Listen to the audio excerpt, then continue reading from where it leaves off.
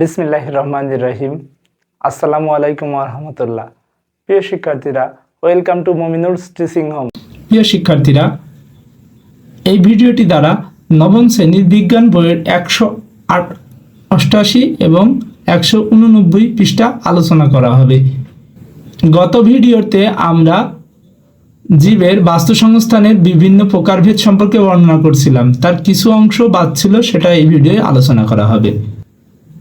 তাই আমরা বেশি কথা না বলে মূল ভিডিওর আলোচনায় চলে যাচ্ছি। Audio Jungle.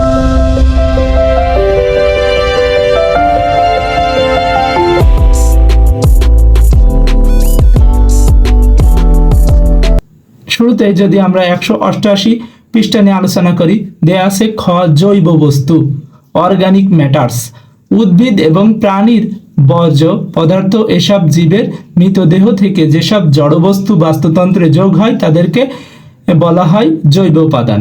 আমরা জৈব উপাদান সম্পর্কে ইতোপূর্বেও জেনেছি অনেক, যে পূর্বের ক্লাসগুলোয়।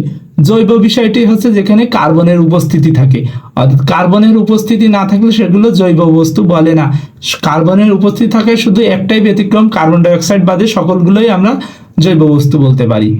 এর ফলে বলা হয়েছে এগুলো সচরাচর হিউমাস নামে পরিচিত।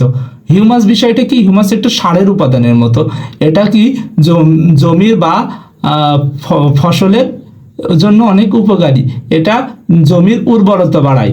হিউমাস হচ্ছে গিয়ে, আমরা যদি একটা জমির ওপরে 1 মিলিমিটার পর্যন্ত মাটির ওপরের অংশ তুলে নিই, তাহলে এর ভিতরে অনেক উপকারী ব্যাকটেরিয়া, বিভিন্ন ধরনের ফাঙ্গাস, উপকারী যেগুলো থাকে, তো সেগুলোকে বলা হয় হিউমাস।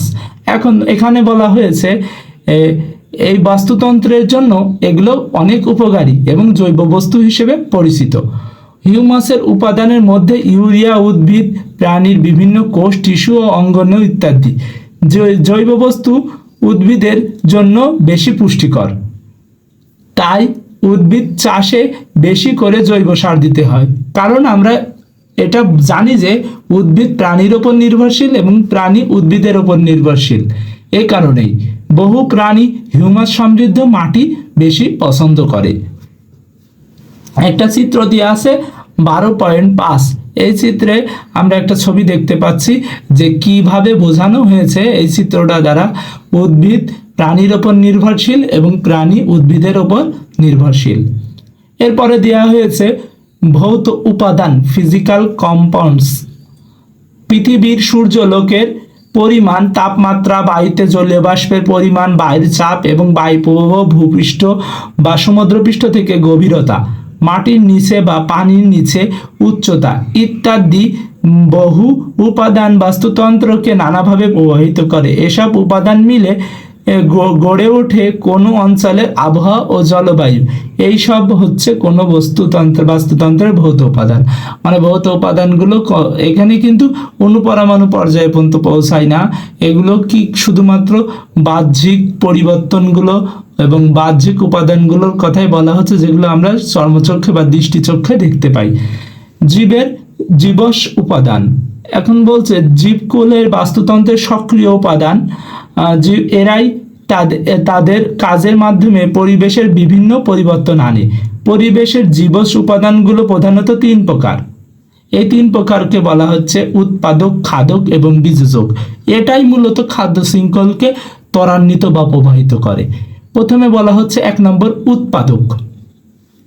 তার আগে বলি, এই 3টে বিষয় সম্পর্কে তোমাদের একটু ভালোভাবে বুঝতে হবে, তাহলে এই অধ্যায়ের প্রায় অর্ধেক অংশ তোমরা ভালোভাবে বুঝতে পারবা।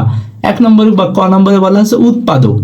উৎপাদক হচ্ছে সবচেয়ে শক্তিশালী স্তর এবং এটার উপর সবাই ডিপেন্ডেবল। সবুজ উদ্ভিদ সূর্যালোকের উপস্থিতিতে বাতাস থেকে কার্বন ডাইঅক্সাইড এবং মাটি থেকে পানি সংগ্রহ করে সালোক সংশ্লেষণ প্রক্রিয়ায় তাদের প্রধান খাদ্য কার্বোহাইড্রেট, শর্করা তৈরি করে। আমরা জানি কার্বোহাইড্রেট বা শর্করা তৈরি হয় নিচে যে বিক্রিয়াটা দেওয়া হয়েছে এই ধাপের মাধ্যমে। এ সময় উপজাত হিসেবে উদ্ভিদ অক্সিজেন ত্যাগ করে, অর্থাৎ উপজাত মানে অটোমেটিক্যালি এটা অক্সিজেন ত্যাগ করে। তাই সালোক সংশ্লেষণ হচ্ছে বাস্তুতন্ত্রের উপাদান প্রক্রিয়া। উৎপাদক হলো সবুজ উদ্ভিদকুল। এই উৎপাদক জীবগুলোকে বলা হয় স্বভোজী। কারণ তারা নিজের খাবার নিজে তৈরি করতে পারে, অন্য জীবের উপর নির্ভর করতে হয় না। উৎপাদকগুলো এজন্য বেশি স্ট্রং বা শক্তিশালী। এরপরে বলা হচ্ছে এমন না স্ট্রং বা শক্তিশালী মানে বলা হয়েছে যে অন্যের সাথে লড়াই করতে পারে, এমন কিছু না। পরিবেশের সাথে লড়াই করতে না, এখানে পরিবেশকে টিকে থাকতে পারে সেইটা বলা হয়েছে। খ নম্বরে বলা হচ্ছে খাদক। কোনো প্রাণীর পরিবেশে জড় পদার্থ থেকে খাদ্য তৈরি করতে পারে না। তারা খাদ্যের জন্য প্রত্যক্ষ বা পরোক্ষভাবে সবুজ উদ্ভিদের উপর নির্ভরশীল। তাই এদের বলা হয় পরভোজী জীব, মানে অন্যকে ভোজন করে, তাই পরভোজী। পরনির্ভরশীল যেমন হয় সেমন পরকে ভোজন করে বলে পরভোজী। যেসব প্রাণী সরাসরি উদ্ভিদ থেকে খাদ্য গ্রহণ করে তাদেরকে বলা হয় তৃণভোজী প্রাণী। এদের অপর নাম হচ্ছে প্রথম শ্রেণীর খাদক। ঘাসফড়িং, মুরগি, গরু, ছাগল, হরিণ ইত্যাদি প্রথম শ্রেণীর খাদক। যেসব প্রাণী তৃণভোজী প্রাণীদের খাদ্য হিসেবে গ্রহণ করে তাদেরকে বলা হয় গৌণ খাদক বা দ্বিতীয় শ্রেণীর খাদক। এরা এক ধরনের মাংসাশী প্রাণী। ব্যাঙ, শিয়াল, বাঘ ইত্যাদি দ্বিতীয় শ্রেণীর খাদক। যেসব প্রাণী গৌণ খাদককে খেয়ে বাঁচে তাদের মাংসাশী প্রাণী বলে। এদের বলা হয় তৃতীয় শ্রেণীর খাদক।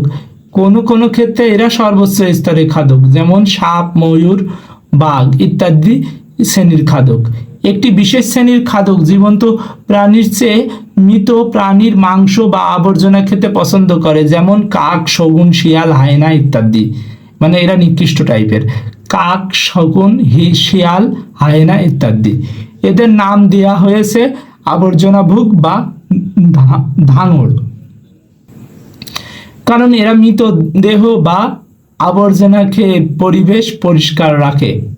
উল্লেখ্য যে কখনো কখনো বাস্তুতন্ত্রে এমন প্রাণী দেখা যায় যারা একাই বিভিন্ন স্তরের খাদক হিসেবে ভূমিকা রাখে, যেমন মানুষ একই সঙ্গে তৃণভোজী এবং মাংসাশী। বীজোজক। গ নম্বরে বীজোজক বলা হচ্ছে ব্যাকটেরিয়া, ছত্রাক ইত্যাদি অতি ক্ষুদ্র জীব বা অণুজীব উদ্ভিদ এবং প্রাণীর বর্জ্য পদার্থ এবং মৃতদেহ থেকেই তাদের খাদ্য গ্রহণ করে এবং পরিণামে এসব বর্জ্য বীজোজক হয়ে মাটি বা পানির সঙ্গে মিশে যায়। এই মিশে যাওয়া উপাদান তখন উদ্ভিদের পক্ষে আবার খাদ্য উপাদান হিসেবে গ্রহণ করা সম্ভব হয়। তাই এই অণুজীবগুলোকে বলা হয় বীজোজক বা পরিবর্তক।